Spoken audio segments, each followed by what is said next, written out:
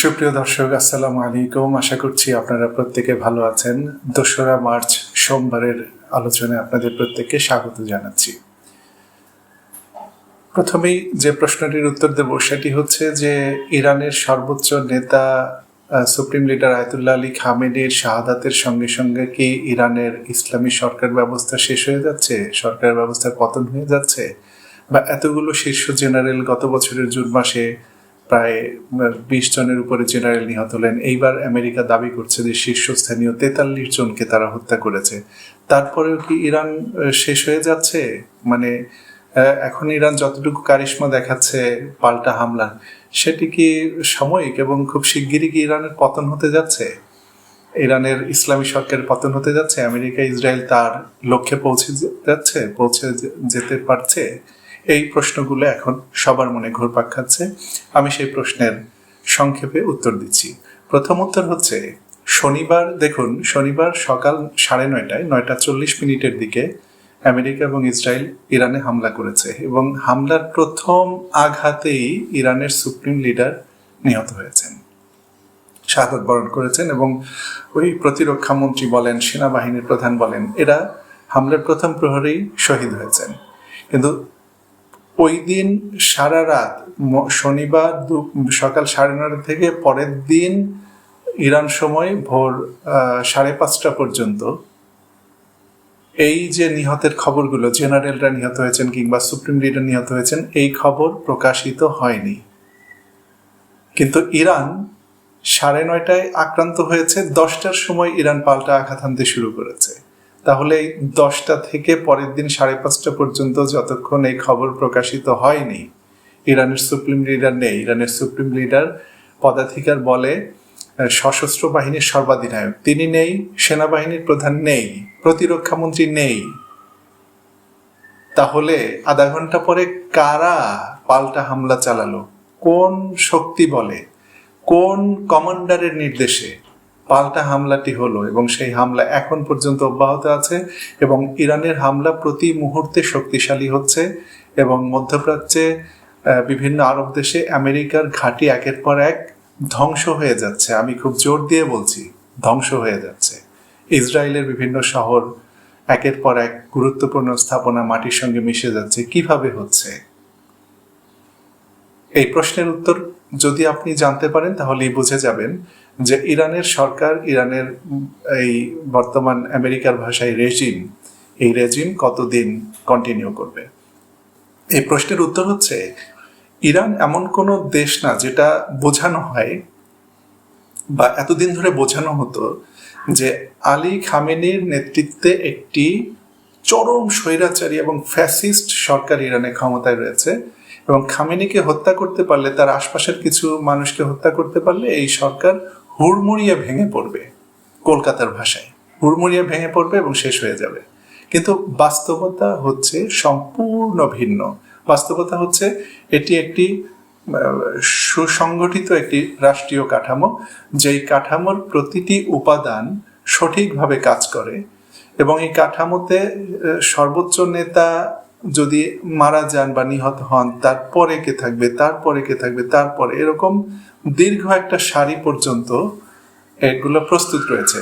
মজার ব্যাপার হচ্ছে, মার্কিন প্রেসিডেন্ট ডোনাল্ড ট্রাম্প আজকেই দাবি করেছেন যে আমি শুধু খামেনিকে হত্যা করিনি, তার সেকেন্ড এবং থার্ড সারির সমস্ত নেতাকে হত্যা করে ফেলেছি যাতে ইরান ঘুরে দাঁড়াতে না পারে।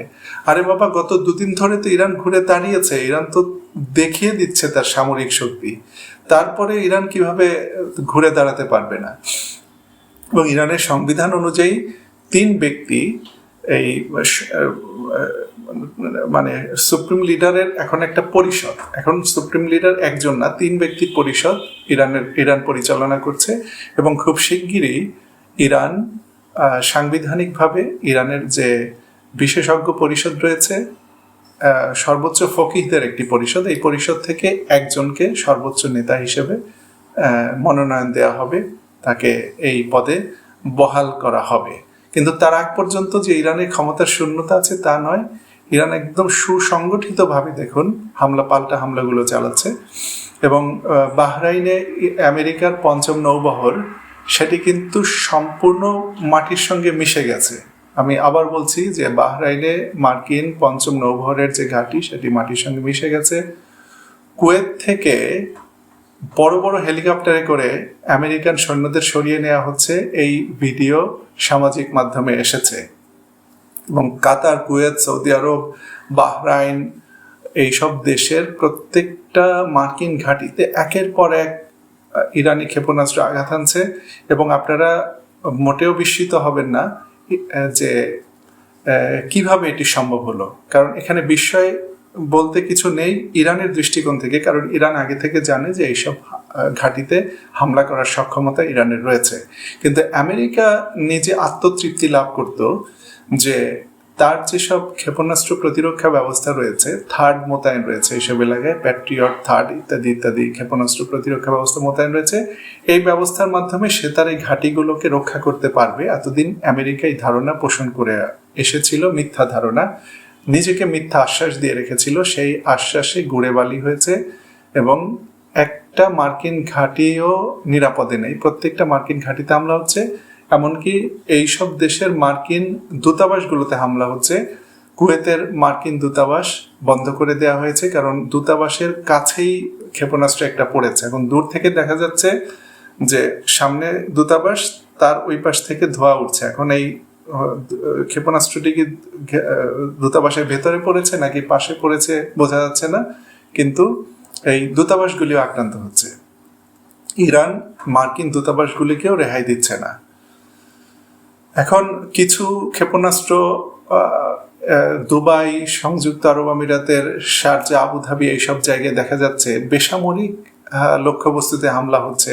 দু একটা হোটেলে ক্ষেপণাস্ত্র বা ড্রোন হামলা হচ্ছে বলে আপনারা দেখতে পাচ্ছেন। এই নিয়ে প্রশ্ন আসতে পারে যে ইরান তাহলে বেসামরিক লক্ষ্যবস্তুতে কেন হামলা করছে?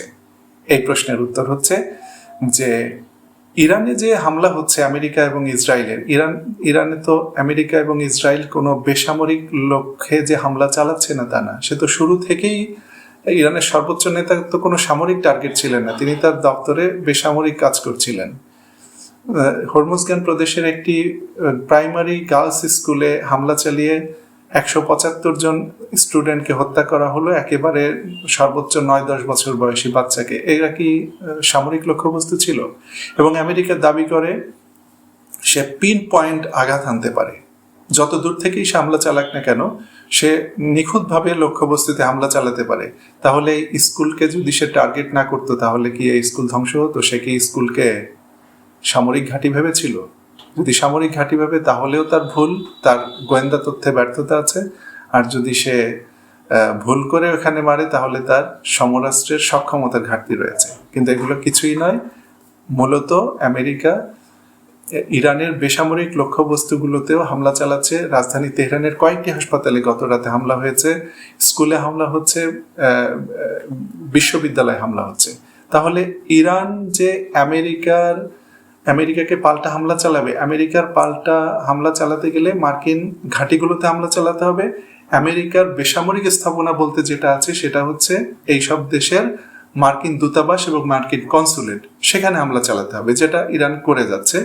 ইরাকের এরবিল শহরে অবস্থিত মার্কিন কনসুলেটকেও ধুলার সঙ্গে মিশিয়ে দেওয়া হয়েছে। আপনারা জেনে খুশি হবেন যে ইরাকের মার্কিন কনসুলেট যেটা এরবিল শহরে, সেটিকে গুড়িয়ে দেওয়া হয়েছে।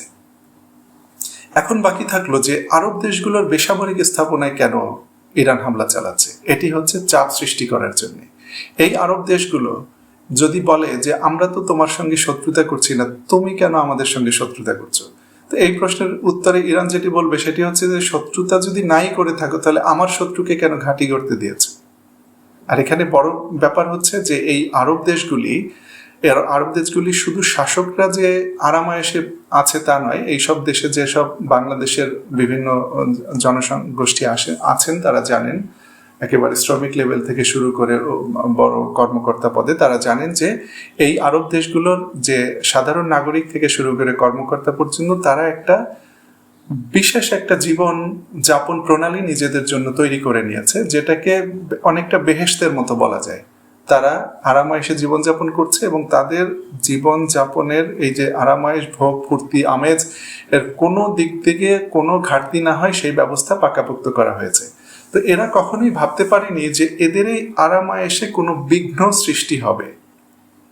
ইরান একটু একটু দেখাচ্ছে যে যুদ্ধ তো আমাদের উপরে চাপিয়ে দিয়েছে, আমরা তো মরছি, তোমরা একটু কিঞ্চিত শার্প নেইল অর্থাৎ ছিটে ফোটা একটু উপলব্ধি করো যে যুদ্ধের ক্ষতিটা, যুদ্ধের ক্ষয়ক্ষতিটা, যুদ্ধে লাগলে যদি কেউ মারা যায়, যুদ্ধের কোনো স্থাপনা ধ্বংস হয়, তাহলে সেই ক্ষতির মাত্রাটা কেমন সেটি ইরান এই আরব দেশগুলোকে বুঝিয়ে দিচ্ছে এই জন্য যে এই দেশগুলো যেন আমেরিকাকে চেপে ধরে যে বাবা রে এখনো থামাও, নইলে আমরা মরে যাচ্ছি।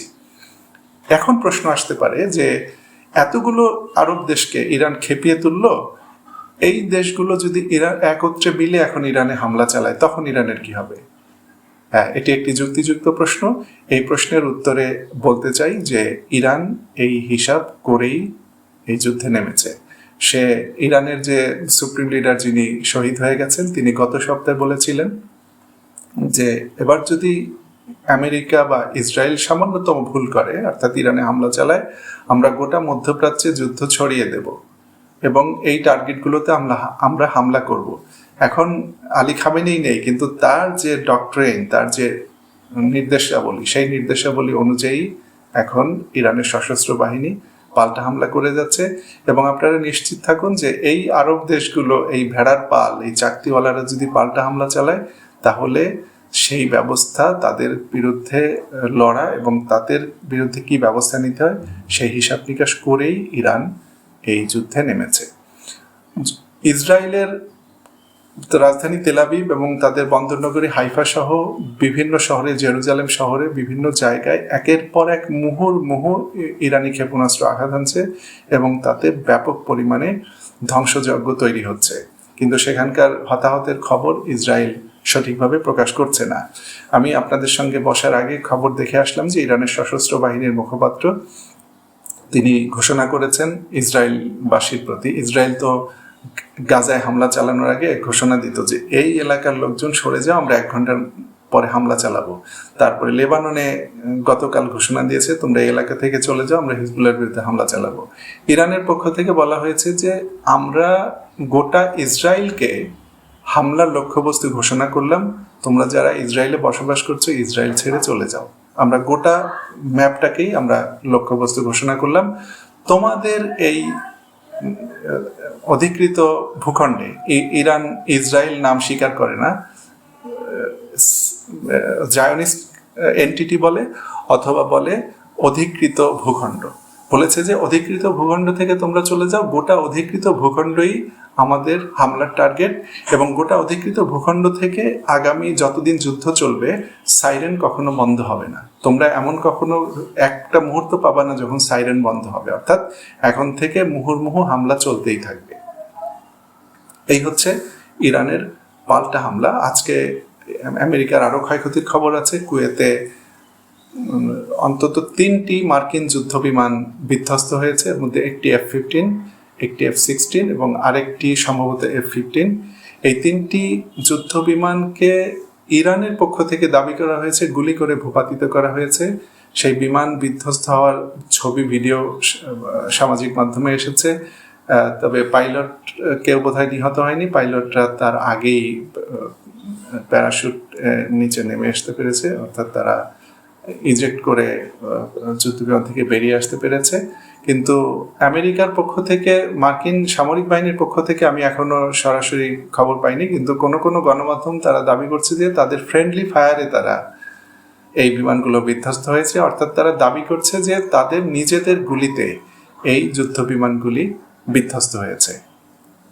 এই হচ্ছে ইরানের পাল্টা হামলায় ওদের যেসব ক্ষয়ক্ষতি হয়েছে, মোটামুটি আমি একটা চিত্র তুলে দাও। আরেকটি হচ্ছে যে আজকেই ইরান সৌদি আরবের সবচেয়ে বড় তেল কোম্পানি, বিশ্বের সবচেয়ে বড় তেল কোম্পানি আরামকোর একটি তেল শোধনাগারে হামলা চালিয়েছে এবং সেখানে হামলার পরপর ব্যাপক বিস্ফোরণ ঘটেছে এবং বিশাল ধোঁয়ার কুণ্ডলী ছড়িয়ে পড়েছে। ওখানে অবস্থিত যে কর্মীরা ছিল তারা দৌড়ে পালানোর সময় তারা সেখানকার ভিডিও ধারণ করে সেটি সামাজিক মাধ্যমে ছড়িয়ে দিয়েছে।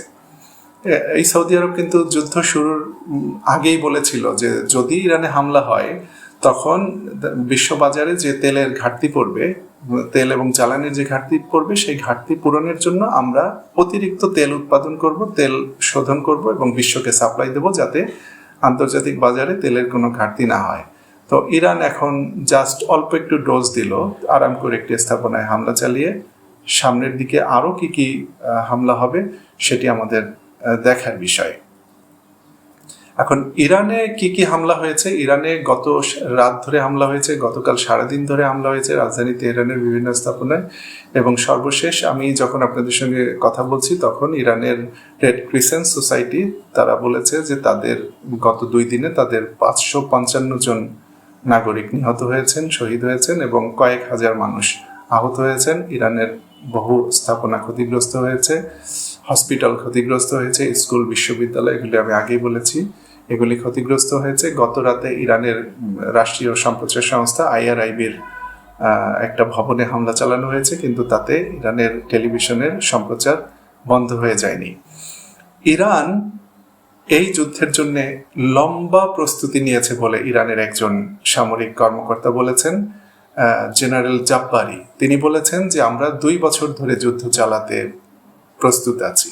2 বছর ধরে আমরা এইভাবে টানা যদি ক্ষেপণাস্ত্র মারতেই থাকি তাহলে 2 বছর পর্যন্ত আমরা চলতে পারবো। কিন্তু মার্কিন প্রেসিডেন্ট ট্রাম্প এসেছেন এখানে মাত্র কয়েকদিন বা কয়েক সপ্তাহ যুদ্ধ করতে, কারণ তাকে তো এত লম্বা পথ পাড়ি দিয়ে, আটলান্টিক পাড়ি দিয়ে তাকে যুদ্ধাস্ত্র নিয়ে আসতে হবে।